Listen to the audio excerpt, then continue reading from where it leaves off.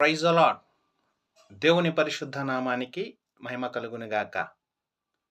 యోబు భక్తుని గూర్చి సర్వ విశ్వమునకు తెలిసినటువంటి గొప్ప విషయం ఏమిటంటే, తనను తాను సంపూర్ణంగా తగ్గించుకొని, యెహోవా ఇచ్చెను, యెహోవా తీసుకొనెను, యెహోవా నామమునకు స్తుతి కలుగును గాక అని పలిగే అంత తగ్గింపు ఉన్నటువంటి మహాభక్తుడిగా తెలుసు.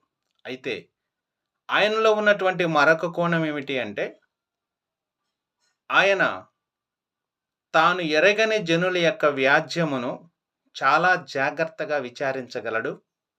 మరియు దుర్మార్గుల యొక్క దవడ పళ్ళను రాలగొట్టగలడు.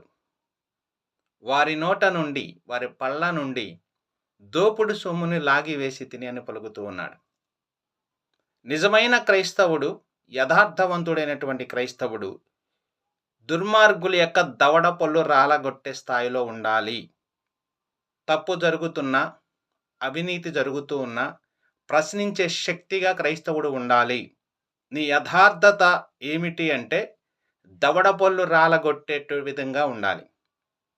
వారి నోట నుండి దోపుడు సొమ్మును లాగివేసేటట్టు ఉండాలి. ఎరగని వారి వ్యాజ్యములను చాలా జాగ్రత్తగా విచారించగలిగే స్థాయిలో ఉండాలి. క్రైస్తవుడు సాత్వికుడు, తనను తాను తగ్గించుకున్నవాడు, సహించేవాడు అయినను యథార్థవంతుడు దుర్మార్గుల యొక్క దవడ పళ్ళు రాలగొడతాడు.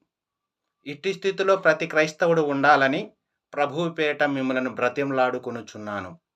ఆమేన్.